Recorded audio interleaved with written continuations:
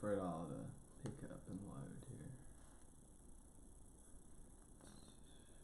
Let's see.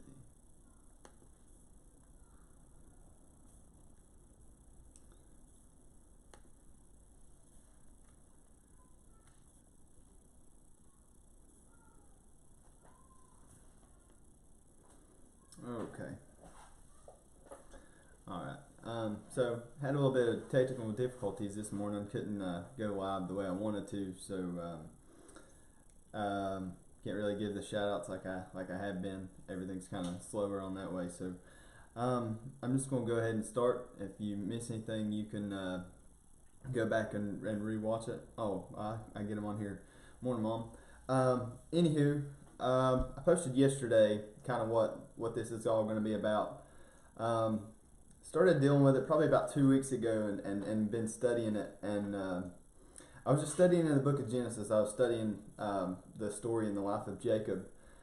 And this thought hit me, and it's a quote. I'll post a picture with it later on. Share that. I think it's good. I think some people will really get some good out of it, and it'll put them back to this video to where they'll get some content for how to get through some things. But the quote is this: "In pursuit of purpose, one thing you're destined to find is process." Say it again. In pursuit of purpose, one thing you're destined to find is process. And I know that that's one big, ugly, scary word, process, because we live in an instantaneous society to where everything is at our fingertips. Food's at our fingertips. I mean, you can order food, and it's not just as simple as calling and having a pizza delivered anymore. It's more than that. Now it's Uber Eats, and there's so many different food sites. You can go grocery shopping, and grocery stores will deliver your food to you. Social media, etc. So everything's at our fingertips. So we live in this instantaneous society that everything has to happen right now. But when it comes to the kingdom of God, however, that's just not the case. I guess you could say God's kind of old school in that regard. I don't know if that's really if that's really a good way to put it, but he's kind of old school in that regard, in that God still does things by process, because he's not worried about what's instant, what's right now. He's worried about what's long term, longevity. It's when you get saved, when you start this thing, it's an eternal thing. You have everlasting salvation, eternal salvation into heaven. Like he made a place for you then. So process is, as a topic, is way too big of a topic for me to hit in just one little devotion. But I'm going to hit one part of it that I really think that is that if I can shed some light on, then the rest of it will be kind of easy for you. And then this is things that I've learned in our life as we walk through things. But one thing that I really want to kind of hit on today is one of the biggest things when you're going through a process, when God has taken you through the process of now you're saved and you're starting this walk with Him, and you realizing that I'm living like I was created to do so much more than what I've been doing. There is a purpose to my life. I'm destined to do something. He has a plan for me. Once you start doing that, God will start putting you through a process, and it's hard. So it can be hard, but it's rewarding. But one of the things that I really want to hit today is process is about perspective. And that's just one point about it, but process is really about perspective. See, I think sometimes that we blame a lot of stuff on the devil as believers that we really could attribute to just process. And I say that because of this. And here's something I really want to get you to get a hold of, is that not everything that happens in your life did God do. But if it happened in your life, God allowed it. And if God allowed it, He'll use it. Part of that quote there, Stephen Furtick used, I think, 2 weeks ago in a message that he preached, and it just really was, me studying Genesis about the same time he said it has really stuck with me, with this especially. But I'll say it again, is not everything that happens in your life does God do to you. However, if it happens in your life, God allowed it. And if God allowed it, He's going to use it. And when you start to change your perspective that way, you start thinking with a different mindset. You start thinking and seeing through the lens of, well, why is God allowing me to go through it? And when you start asking yourself that question, and then you start thinking, well, what does He want me to learn here? And it makes process a little bit easier. You take the doom and gloom from, oh, it was the devil, to, okay, this is God, and how does He want me to learn from this? How does He want me to grow from this? What is this doing inside of me that's going to benefit me later on? Is this good so far? I hope so. I can't really see what's going on the other side like I'm used to. But so that was just the groundwork. So basically, process is hard. It's scary. None of us really want to go through it. But one thing I have to kind of say is, I can hear my pastor. The last 3 years when we were at VCC, Terry, if anybody wants to tag him or tell him about this video, I've got to give him a shout out. I can hear him, especially in this season. I can hear him now more than ever, because he would constantly say to me, it was one of the very first things when we first took over the youth. He just started with me. He's like, son, it's a process. And it continued, and like even now, like the last time I talked to him, it was, son, it's a process. And it would be, in the good days, son, it's a process. And in the bad days, son, it's a process. In the days to where, I was, we were laying holy hands on people and praying for people, son, it's a process. And days to where I wanted to lay hands on people but not so holy, son, it's a process. Days to where, the Spirit would fall, you'd speak in tongues and tongues of angels, and your son, it's a process. And then days where you wanted to speak in tongues of men and be carnal, son, it's a process. Like, it's a process, and that's something that has kind of stuck with me. So I can hear him in that. But some seasons of process are good, so enjoy those and grow. But in the bad ones, I want to give you 2 points. In the hard seasons, in the seasons that may make you feel like you want to quit, you don't understand, you're struggling, I want to give you 2 points that I hope will help you, and then we'll get you everybody to go to church and have a great day, and I'll get off of here. One is, you have to know who you are, who your God is, and what He thinks about you, or what He has shown you. Jeremiah 29:11 says this, for I know the thoughts that I think towards you, saith the Lord, thoughts of peace and not of evil, to give you an expected end. So that right there goes to show you, like, God thinks thoughts towards you, and they're thoughts of peace, not of evil, and to give you an expected end. Like, this is not going to kill you. God thinks too much of you. Like, if He allowed this to happen in your life and you're not dead yet, then He's going to use it. God thinks thoughts towards you. He has plans for you. Another version of that says, plans of good and not evil, and to have an expected end. So you got to know who your God is and who you are. And then another thing I think is so important, and I kind of hit on it 2 weeks ago with the necessity of a word, is sometimes you just got to know, what God has shown you. And you look at all throughout the Bible, because sometimes when you're in this process, when you're in this thing to where it's, you're really stepping out and you're doing something, you're walking by faith, you can't see what's going on a lot of times.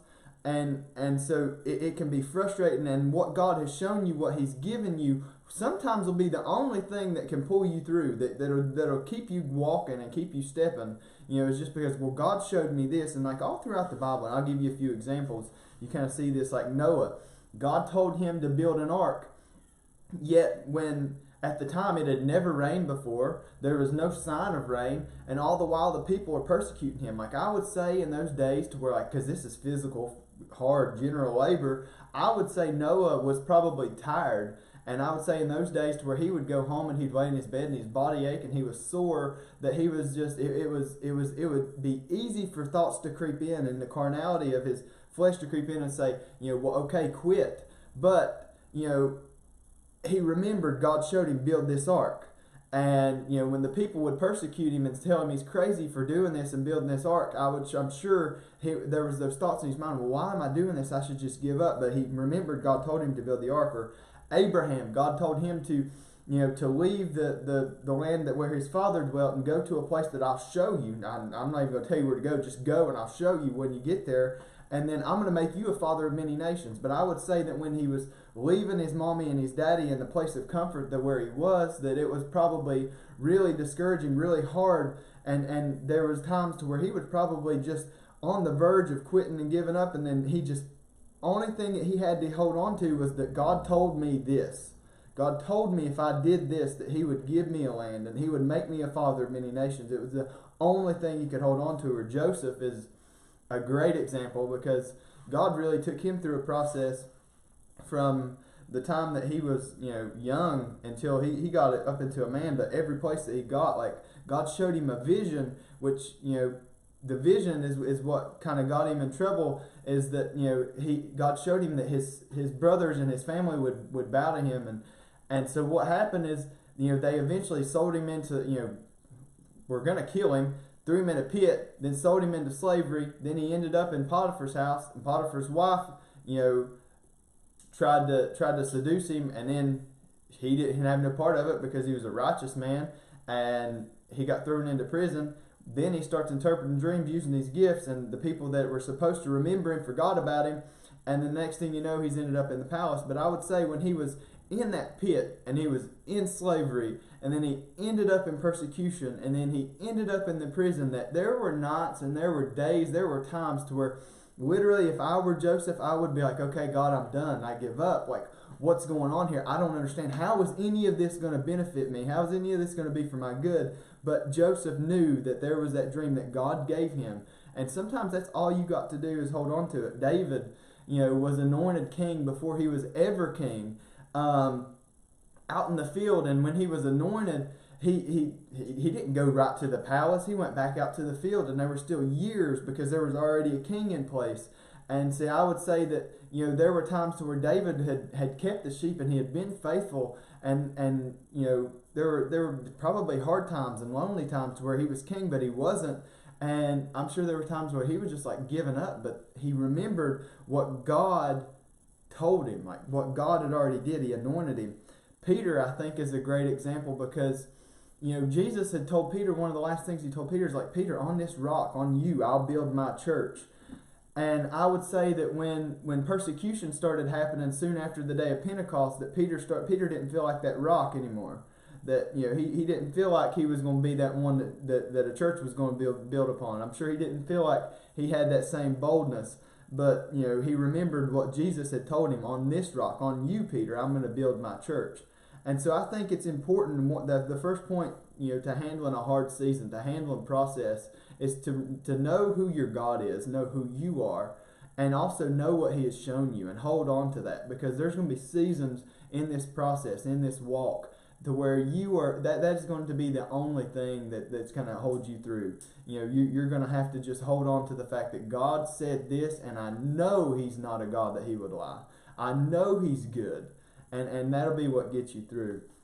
I hope that's helped you. My second point is this, and I've kind of got a story that goes along with this. This is kind of where this whole study is stemmed from, is that in some seasons may not all be pleasant or favorable, but you need to look for a silver lining, something to focus on to get through it. And so in Genesis 29, 17 through 28, you pick up the story of Jacob. And Jacob, from his birth, his name meant deceiver. And so he came out, and heel grabber, pulling the heel of his brother. And so he had already, at this time, he had deceived his brother and stole the birthright. And now he's on the run to Laban's house. And he gets into the country where Laban lives, and he meets Laban's daughter Rachel at the well. And then he goes in and he's talking to Laban, and Laban's like, well, yeah, you're here. He said, but you're my bone, my flesh, you're my family. What you can't work for free. What are your wages be? And he's like, I'll work for your daughter 7 years. And he's like, okay, cool. And Jacob's meaning the younger daughter. He's meaning Rachel, because Rachel, it says in where is it, 17, that Rachel was beautiful and favored, but Laban had an older daughter named Leah, and the only thing you really know about Leah is that she had tender eyes, so she had pretty eyes. But Rachel's beautiful, and Rachel's favorable. So he's like, okay, I'll give you my daughter. Jacob's like, I'll work for her 7 years. Okay, sounds good. It's better for you to have her than to have anybody else in the land. So I'll give her to you. And it said in verse 20 that Jacob served 7 years for Rachel. And it says this, they seemed unto him but a few days for the love he had for her. And now that's just like when we start out in this process that, when we are pursuing and in the good seasons, we're pursuing purpose, we're taking steps to start that business, we're taking steps to step into ministry. You may be preaching, you may be singing, using your gift. Things are really starting to happen. You can see manifestations and growth. You can see progress in your process. That's another devotion for a different day. But you can see that, and it seems like it's just but a few days because you finally have that sense of purpose in your life and everything's going great. It seemed but a few days. And then here comes a season of hard process, which is that after those days were fulfilled, after he had worked his 7 years, and he goes unto Laban, he said, all right, give me my wife. And so they prepared a feast and all that, and that night when they went in, Laban took in his daughter Leah and gave her to Jacob. And when he took in Leah, they woke up the next morning and Jacob's like, Laban, what happened? You beguiled me, you tricked me, you gave me Leah. And he's like, well, it's customary in our country that the youngest daughter shouldn't go before the oldest daughter, so I had to give you Leah. And he said, fulfill your week to her, and I'll also give you for your service Rachel. Fulfill your time to Leah, and then I'll give you Rachel, and then you can work another 7 years to pay off your debt for it. So it was but a few days when everything was going great, when everything was going good, when it was a beautiful season, a favorable season. It was but a few days. But I would say, and this was a week. This was a week. Fulfill your week to Leah, and then I'll give you Rachel, and you can work another 7 years. So fulfill your week, and I'll give you another wife. You'll have 2 wives, and it was customary. He also gave her 2 handmaidens, 1 for each of the wives. And so I would say that week was a hard week for Jacob, because that wasn't what he wanted. That wasn't what he worked for. And I wonder how many times you find yourself in a season of process to where this wasn't what you wanted. This wasn't what you asked for. Yet God allowed it in your life. So if he allowed it, he's going to use it. I wonder how many times you find yourself. I know I found myself in that season a lot. Like, God, I didn't ask for this. And now I look back on that same season, that same situation, I'm just like, God, just looking at it like, yep, I didn't ask for that, but I'm glad that you allowed that, because now I have experience. Now I have character. Now I know how to handle something because I went through that. But here's the point that I really want you to get out of this, is that when he worked for Rachel, it was favorable. It was beautiful like she was. There was this description of how the season was in what he was working for. When he worked for Leah, that week may have been a hard week. But I believe in that season you got to find something good to look at. It says that Leah had tender eyes, or pretty eyes. Sometimes when you are going through a season of hard process, because God allows you to go through it, sometimes you got to look for the one thing in that season that you can focus on to get through. Like, you got to look for the good thing. Like, Leah had some pretty eyes. Like, yeah, this may not be what I wanted, but you got some pretty eyes. Yeah, this week may have been a week, but it's Friday. Like, yeah, I may be sick, but I'm not dead yet. Or, whatever it is, whatever you find yourself in, whatever season you find yourself in, we got to look for something that you can focus on, because when you can focus on a good thing in that season to get you through, when you get on the other side, see, he didn't realize that, Jacob was going to eventually become Israel, and Israel was going to, have the 12 tribes. The 12 tribes were going to come from Jacob's sons, and that all of his sons was not just going to come from Leah and from Rachel, but also from the 2 handmaidens that God, allowed Laban to give to him. He had then, all the 4 women that ended up giving him the seeds, giving him, his sons. And he also, because he was there for 14 years and he found favor with Laban and he worked with Laban, he grew rich and grew wealthy in Laban's house, that when he went back to his country, that he had something to take back to his brother, to give him, because his brother at the time was wanting to kill him. That's why he ran to Laban's house. Like, you don't know the benefit of the season that you're in, no matter how hard it is. Even though you didn't want it, you didn't ask for it, it's not favorable, it's not what you wanted, but you don't know what the benefit of it is going to be when you get on the other side. So I encourage you today, know who you are, know who your God is, know what He thinks about you, remember what He has shown you, and when you get in these hard seasons of process, just remember to look for something good. Look for those pretty eyes in that season. Look for that silver lining, because this whole thing is going to be a process. You're going to be processed until the day that you make it to heaven. And if God allows it, He's going to use it. So I just wanted to give you 2 points this morning of how to get through hard seasons. I don't know who this is for. Like, share this video. Go to our YouTube account, Grace Descending Church on YouTube, and you can find all of our sunrise devotions there. But I'm going to pray for you guys, and we're going to get off here.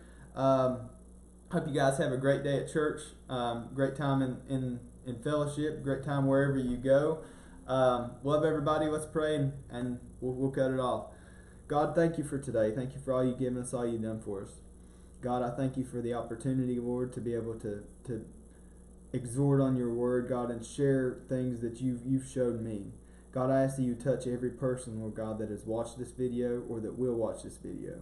God, I pray that this revelation, God, would help them get through a season, God, that they didn't ask for, a season that hurts, a season, God, that may be painful, that they don't understand. God, I pray that you would this would keep them, God, and help them, God, to understand that it's a process. God, that you would use this video to change their perspective. God, I ask that you would touch everybody, God, today as we Sabbath, God, as we enjoy your day, a time with you, as we go to fellowship in your name, God, with whatever body of believers we go to. God, I pray that your Spirit would reign, God, that your word would go forth and not return back void, God, that you would meet us, God, in every congregation. God, I thank you and I praise you. In Jesus' name, amen. All right, I love you guys. See y'all next week.